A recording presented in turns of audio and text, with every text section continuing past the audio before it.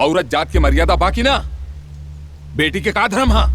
अपन बेटी के वो 55 साल बुढ़ा के साथे बियाह देले और फिर ओकर देह के व्यापार कहले। देख ले रघु, ये बियाह हमार लड़की। सुन ले हैं तोर लड़की 3-4 बेर पहले भी नाते पर बैठ चुकल बाड़ी। हैं? तोहार कौन पहला बा? देख ला, 1.5 लाख बहुत बड़ी रकम बा।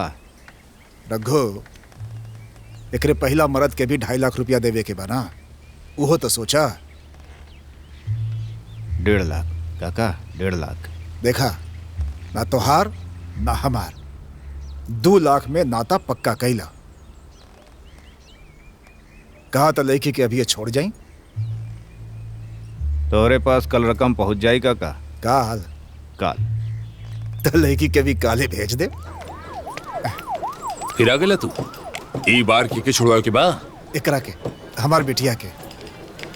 अरे एक तो पिछला साल भी नाते पे बिठोले रहला, ई बार फिर आ गया नाते के कागज बनवावे। साहब एकर आदमी बहुत मारेला, बहुत परेशान करेला, ये खुदे छोड़ल चाहेले साहब। अब एक बात तू बतावा, तो हर लड़की के सारा मर्द ऐसने मिले का? कहा करे साहब, हमार लड़की के किस्मते में खोट बा। देखी ना, बोला ना, बोला तू भी बोला ना।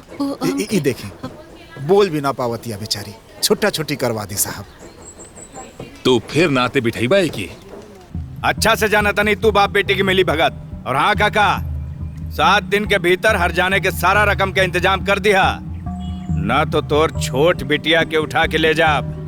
ए रघु, हमार बहन के तरफ आंख उठा के भी मत देखिया, ना तो हम चप्पल से स्वागत करब।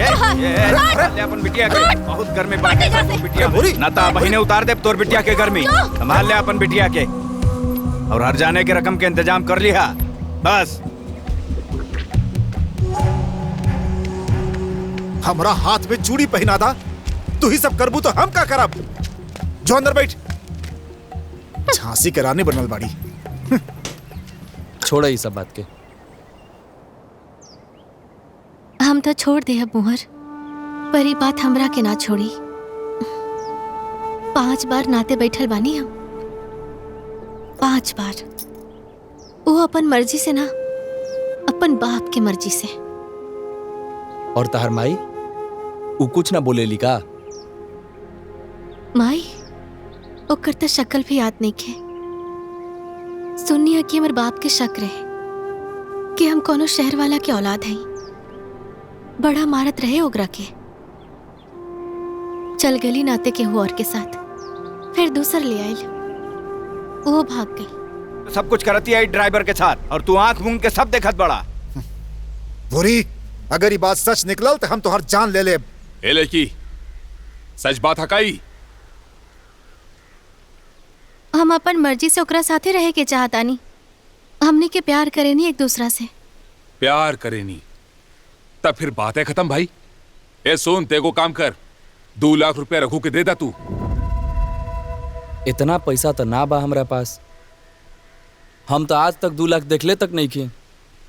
वाह बेटा, एक तो तू हमनी के जात बिरादरी के नहीं खे, ऊपर से रुपया पैसा भी नहीं खे, टका लड़की मुफ्त में लेके जाइबा। रुपया तो बाबूजी ले ले बाड़े ना रघु से, वो चुकाई है। हर जाना के रकम ई काहे चुकाई? तू हमार इज्जत नीलाम करा ताड़ू। इज्जत? ये नाम तो पहला बार सुननी है आपके मुंह से। अब तक तो आप अपन बेटी की इज्जत के धंधा करत रहनी है। ए लड़की, का बोला तारी ते? भरल पंचायत में बाप के पगड़ू उछालता रू? हाँ? औरत जात के मर्यादा बाकी ना। बेटी के का धर्म हा? और बाप के धर्म? जे ही कहले बाप के धर्म बा। सब जानत बुझत अपन बेटी के वो 55 साल बुढ़ा के साथे बियाह देले और फिर ओकर देह के व्यापार कहले।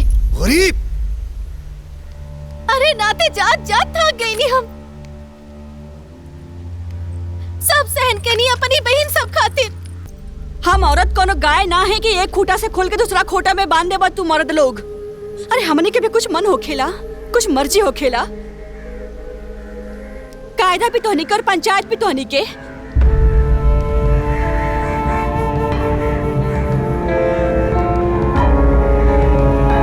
अभी देखिए पूरा कहानी सिर्फ स्टेज ऐप